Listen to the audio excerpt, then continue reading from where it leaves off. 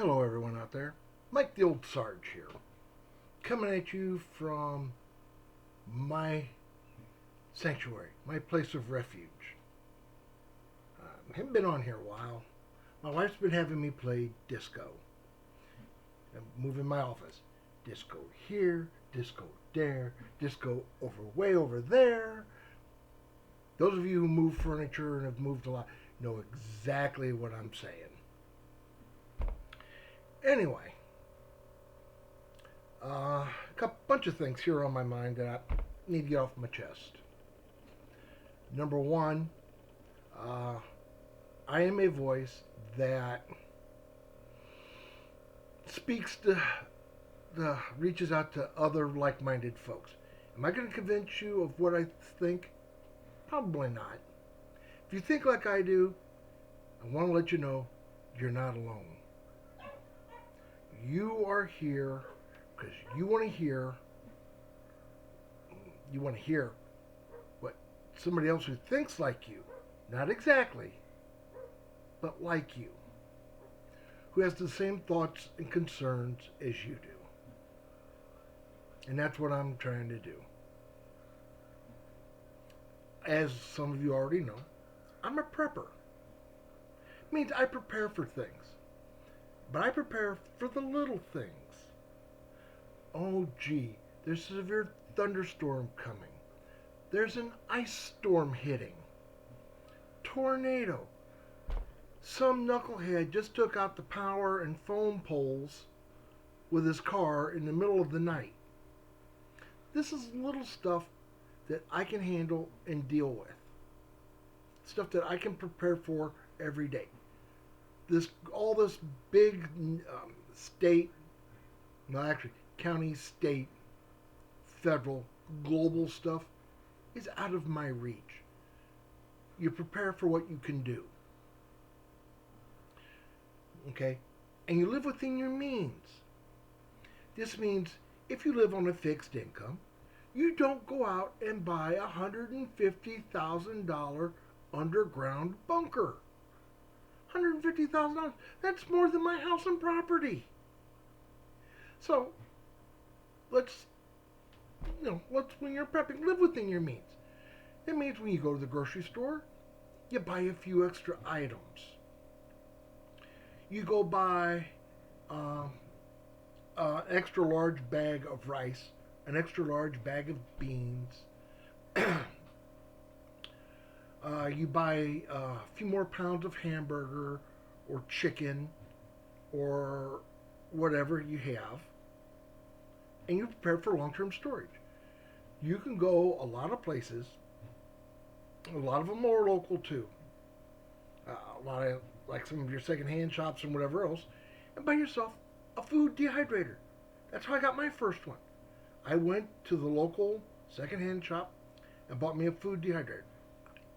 I'm still using it. It works great. Okay?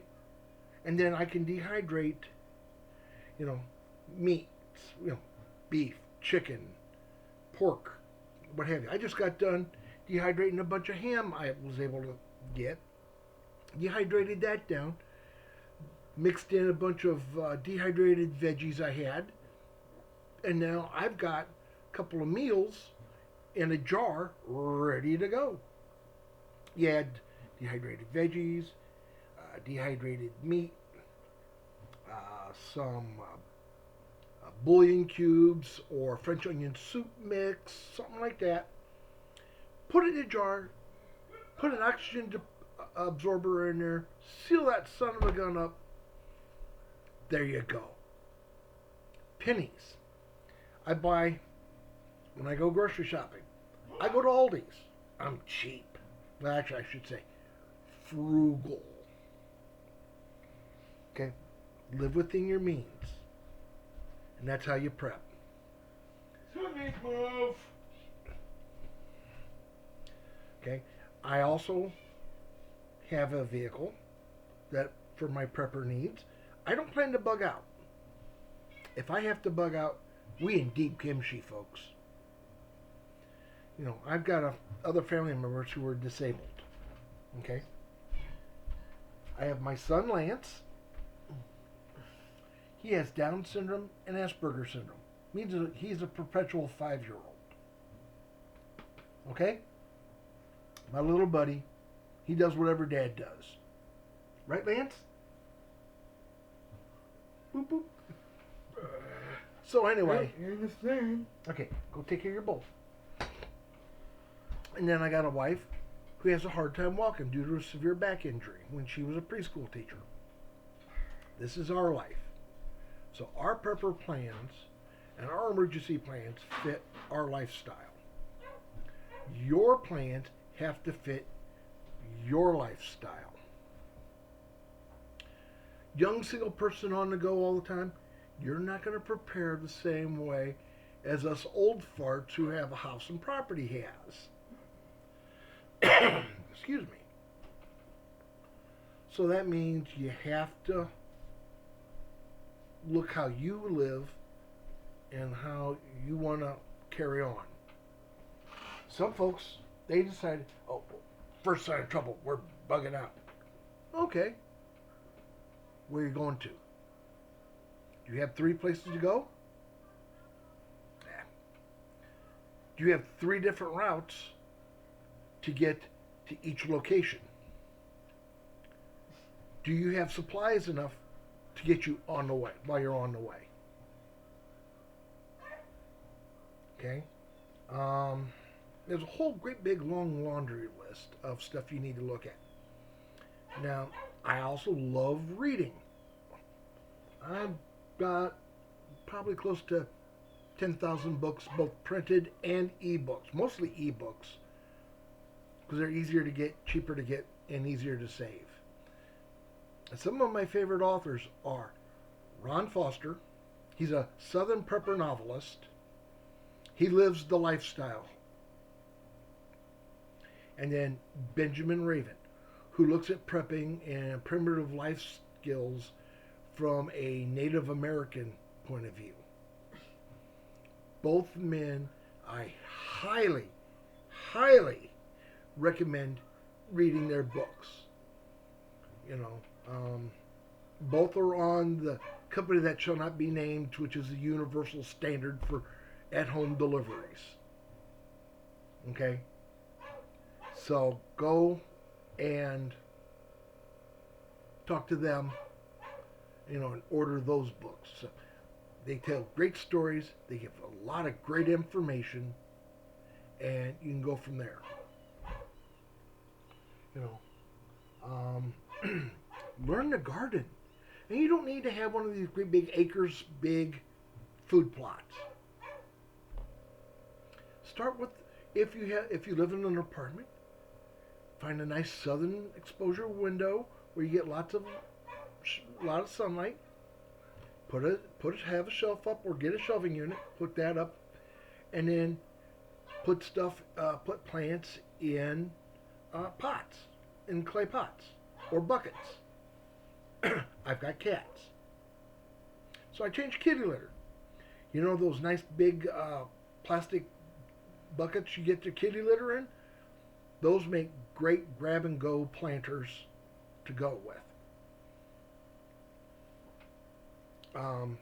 I start my berry bushes and trees in those. They'll spend 1 to 2 years here in the house where they're protected and get rooted and get started, and go from there. My goji berry plant, oh my goodness gracious, and that is probably one of the best plants you can have. It's good all around nutrition. It'll meet your basic dietary nutritional needs with just 100 berries. Now, it doesn't meet your bulk caloric intake, but it meets your vitamins, minerals, antioxidants, so on and so forth. So that's probably one of the best plants you can grow indoors. And yes, they get big. They can get big, huge, and fine. But you can train them and trim them back for as you need them. My buddy Ron Foster taught me about those. Getting a firearm. If you feel you need to get one, get one. Get one you can handle and that you can get lots of ammunition and afford to feed. Personally, I prefer an air gun. Yes, I am an air gunner. American Air Gunners. Okay, I shoot air guns. I can shoot. I can hunt and do everything pretty much that everything with my air guns that a powder burner can do for a whole lot less. And I can a make my pellets in the field just like our early frontiersmen and militia and military guys used to do. To I can bring down, take everything from a squirrel on up to a deer quietly. I can get on the roof of my garage and drop a deer with a couple of my air rifles, a couple of my different type air rifles, at 75 yards. And neat thing is, my neighbors don't even know when I'm shooting unless I'm pinging steel for practice. Okay? So, and my ammunition, I can go buy a bulk 10, 100, several hundred pellets for, 10, 15 bucks. And they fit in my pocket a whole lot easier than, say, 200 rounds of 22 ammunition or or the larger calibers. Also, I don't have the maximum effective ranges the powder burners have. So if I happen to miss a prey item, rabbit, squirrel, raccoon, possum, deer, whatever, okay, that pellet is not going to go miles downrange and maybe injure or kill someone. So that for a safety reason. And like I said, nobody knows I'm shooting my air rifles unless I'm pinging steel. Hey, that's another great thing. Because when everything does happen and falls apart, falls off grid, falls down, and everything else, there are going to be folks out there in the woods. A bunch of things happen. Number one, there are going to be folks out in the woods who have no business being out in the woods, who have no idea how to hunt, or whatever else. They just think they're just going to drop a deer and there you go. There's meat and whatever else for however long they need it. That's number one. Number two, there are those who are going to take whatever they want by any means by any means they desire immediately, and everything else be darned doing it. Lance, can you go?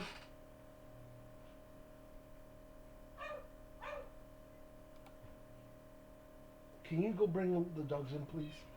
Thank you. I'm sorry. Joys of a household. Anyway. So, and I like to, I can make my pellets on the fly if need be. Or you can also do such wonderful things.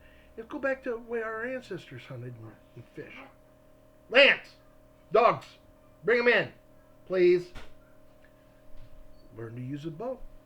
I can't hit the barn side of a barn from the inside with a bow. I can use a crossbow.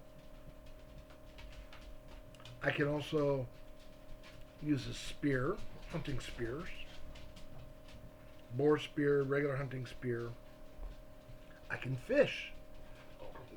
And I love fishing. I enjoy just getting out there and fishing and being out there with nature and listen to the birds and watch everything else going on around and just sitting back and enjoying the peace and quiet of nature when I'm fishing. But that's just me. You got to do what works for you. Okay? Well, that's all for this little segment. We're going to talk again soon now that I've got the office pretty much back up and running and set. This is Mike, the old Sarge. I'm right here, and I'm not going anywhere. Semper Fi. Carry on.